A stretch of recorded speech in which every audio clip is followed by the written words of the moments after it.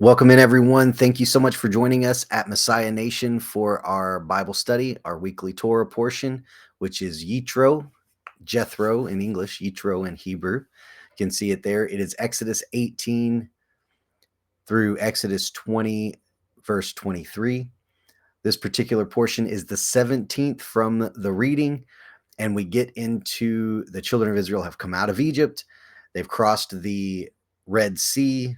The Lord has brought them into the wilderness, and he has brought them to a mountain. And we see Moses's father-in-law, which is repeated over and over in this passage, that meets them there. And we're going to see several different things begin to happen here. But basically, we are going to focus specifically on Exodus 19 and what happens there. We're going to ask ourselves what consecration looks like, because we get a word here in this Torah portion, consecration. And we're going to jump the gun a little bit, but we're going to say the idea of consecration, the same word is sometimes translated holiness, sometimes it's translated set apart, but this idea is what is taking place in this Torah portion. And so we have to ask ourselves, what does the idea of consecration or holiness look like in Scripture? I've heard a lot of teaching on this through my lifetime, and to a degree, there's part of this that was used to kind of beat Christians over the head and make us feel like we were unworthy. But let's take a look at what the Bible actually says here about consecration and holiness, and what we may need, how we may need to respond. This is one of the most popular scriptures in the Bible. 1 Peter 2:9, dealing with this idea, it says, "But you are a chosen race, a royal priesthood, a holy nation, a people for God's own possession, so that you may proclaim the excellencies of him who has called you out of darkness into his marvelous light. For you once were not a people, but now you are the people of God. You had not received mercy, but now you have received mercy." So, several things happening here in this passage. You see the idea of consecration or holiness happening. He has chosen them as a race, a royal priesthood, a holy nation, the people of God's own possession, and he has given them mercy that they had not received previously.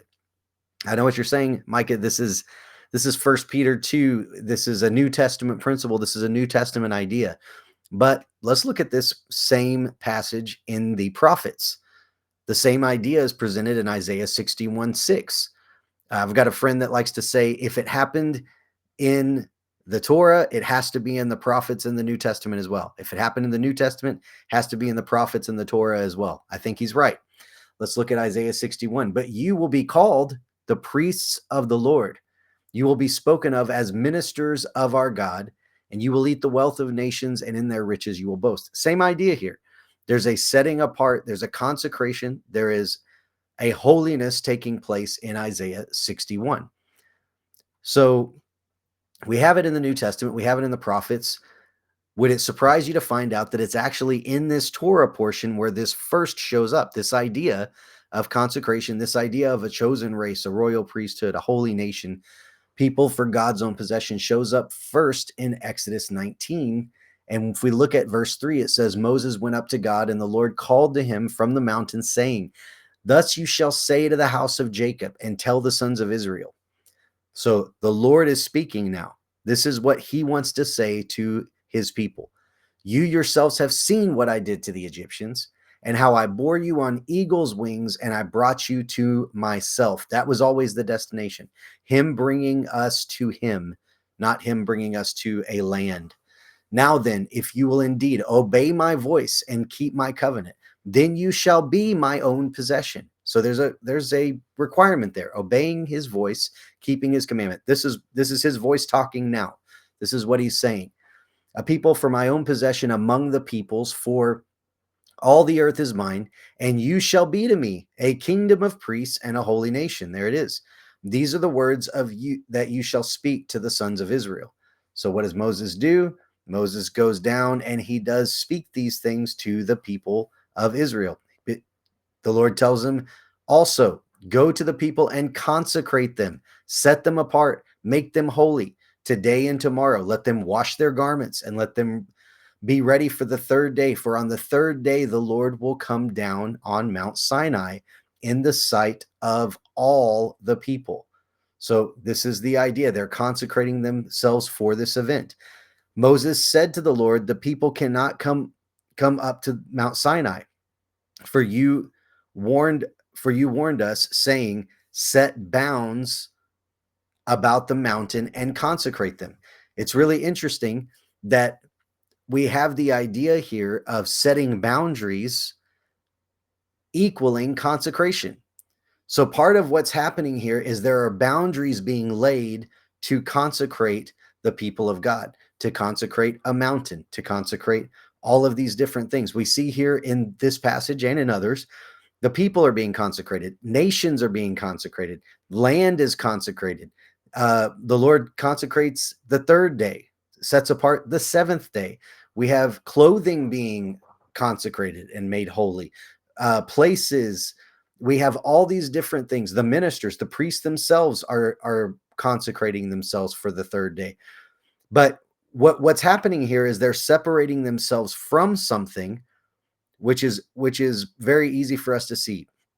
Don't be separate, be called out, right? So we're separating ourselves from Egypt. In this case, we see that they're separating themselves from the peoples of the earth. They're separating themselves from what they came out of.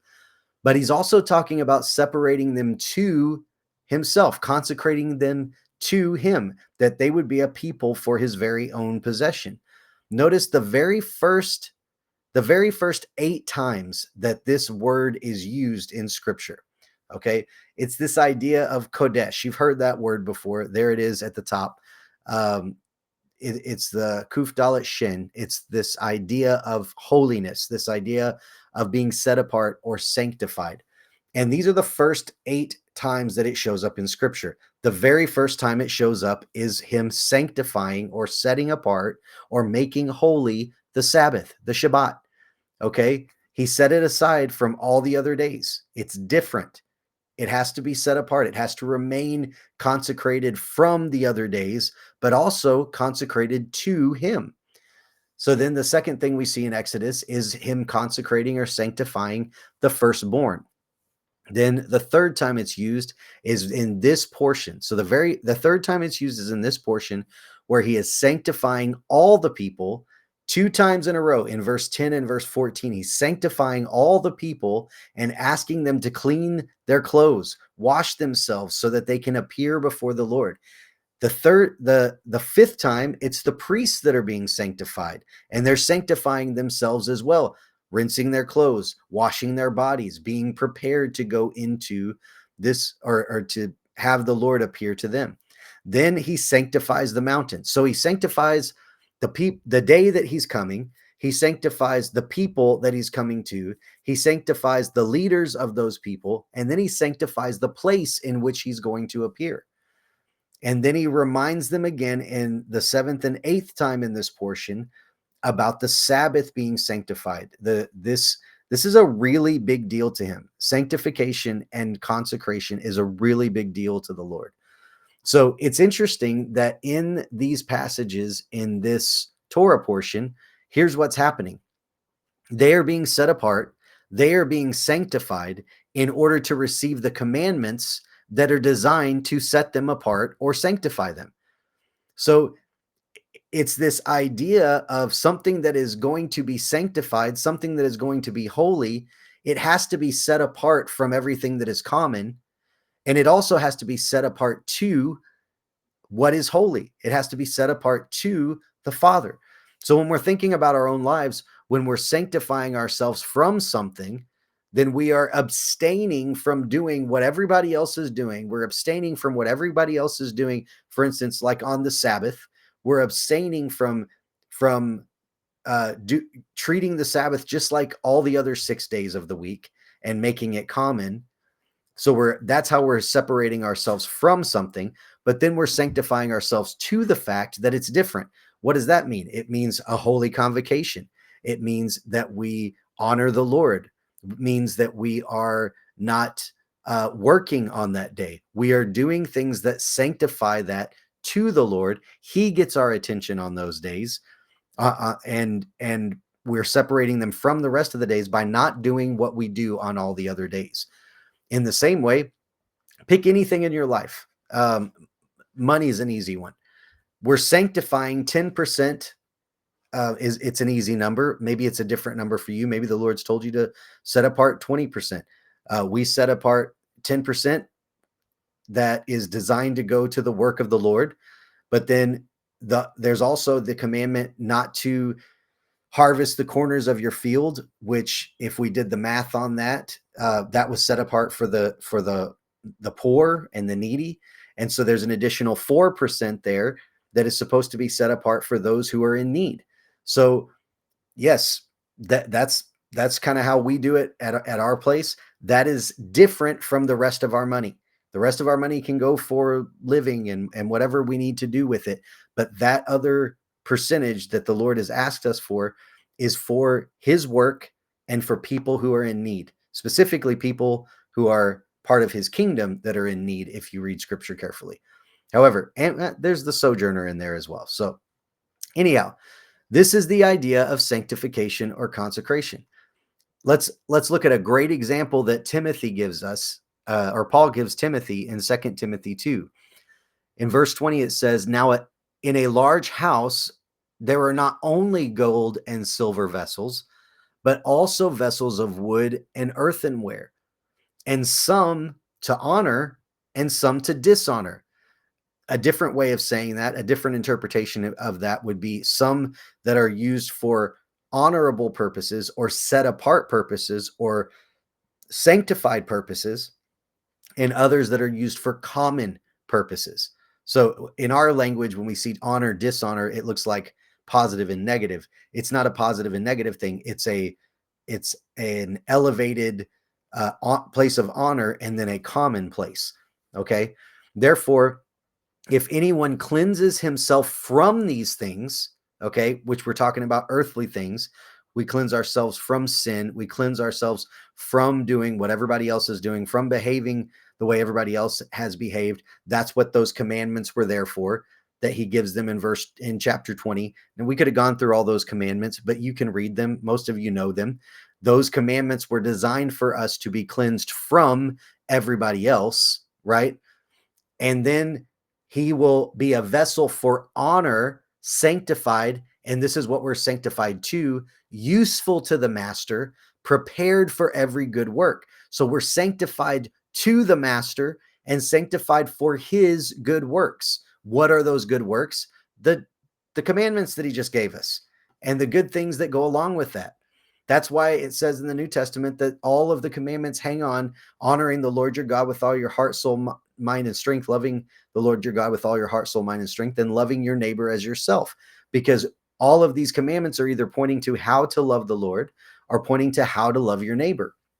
So to sum all this up, really what this passage is talking to us about is figuring out and remembering what sets us apart and how we are set apart. So we're set apart from things and we're set apart to something, right? So what sets us apart? Well, the commandments set us apart. And we have to ask ourselves, how set apart are we? Is the Sabbath something we take casually? Is, what the Bible refers to as a holy convocation, us meeting together, us studying the word, our Bible study time, our prayer time, our time with brothers and sisters, the way we are spending our time, the way we are raising our family, all these things. Does it look like a set apart people, or does it look just like everybody else? Is the way we do our job, is it just like everybody else in the company, or do we look set apart? The way we're spending our money and using the resources that Yah has entrusted to us, are we doing it just like everybody else because that's the wise thing to do? Or are we depending on him for our daily bread and honoring him with our finances? Are we honoring him with our words? The most simple of things. Are we speaking the way he wants us to speak, the things he wants us to speak? Are we setting ourselves apart in all these areas? How set apart are we? And then we have to ask ourselves this question, and this is what's in this portion has been sticking out in my life, okay, is the question, is there anything in my life that I have been unwilling to set apart for him? You know, it's very easy for me to give certain things to the Lord. It's very difficult for me to give other things to the Lord. And that is why the Bible tells us that we're not supposed to be anxious for anything. It actually even gives us the idea in scripture that anxiety and doubt and fear and these things are actually sin. We're missing the mark because he doesn't want us to have those things. He told us to cast our cares on him. And every now and then, all of us, I think, but looking at myself at the moment, I'm holding on to things that he's asked me to set apart to him, and I want control of that thing, and I have to ask him to just help me release it to him. Help me have the faith to believe that he is able to take care of that thing. He doesn't need my help. He doesn't need my supervision. He doesn't need my advice. He needs my obedience and my cooperation. And so that's what I'm taking away from this portion in Yitro. It's very, very specific about consecration, and it's telling us how to consecrate ourselves in chapter 20 when he gives us those commandments. But this is because he wanted to bring us out of Egypt to himself. Like it said, I carried you on eagle's wings and brought you to myself. That's the design of this thing. Things that are supposed to be consecrated, they've got to have boundaries. They've got to have definition of what makes them holy, what makes them consecrated. And that's you and me. We are a holy nation. We are a royal priesthood. We are a people for God's own possession. And that's what we're called to. So God bless you. Shabbat shalom, and have a wonderful rest of your Shabbat.